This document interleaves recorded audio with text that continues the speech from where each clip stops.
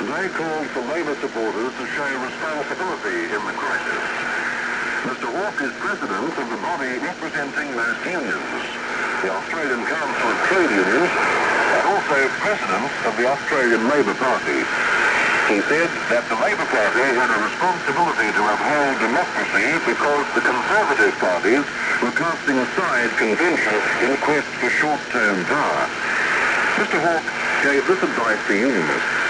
Don't, in these circumstances, be provoked into retaliatory action. It's true that there has never been in the history of Australia greater provocation in the industrial movement to come out and take direct industrial action because all the conventions have been broken, shattered, and the Conservative parties, which have traditionally espoused the cause of law and order and convention and custom, are the great tramplers upon all these conventions. And I believe that we have a responsibility as a trade union movement to show that if we go to the people on the basis of the facts and the issues, that we can win. One of the great dangers in today's events is that in these circumstances you've got the position where people have been provoked,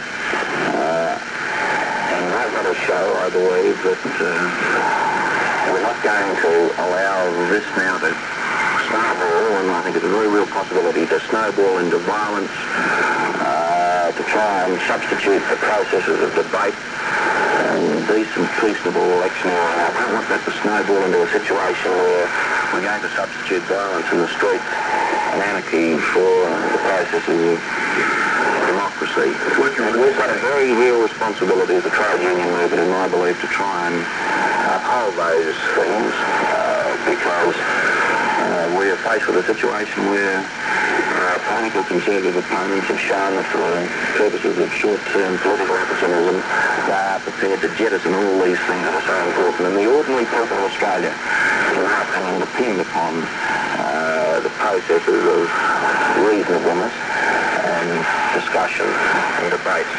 They will be the losers out of violence and anarchy. And so I appeal to the trade union movement to understand these things. I'm in a moment going to be catching a plane to go to Canberra, where we're meeting in the Commonwealth Labour Advisory Council, the trade union movement, with the government and with the Labour Party. And I pledge to the trade unions of this country that we will be trying to cooperate in a way which will ensure that by utilising the normal processes of democracy and participatory debate, meetings and ways around this country that will be involved in this situation, that we're going to use our strength as an industrial movement in a constructive way to try and produce the result that the people want. That is, the will of the people to prevail, the popular house to prevail the government. This has been Focus on Australia, narrated by Barry Michael. And our thanks go to Radio Australia for tonight's edition of Focus on Australia.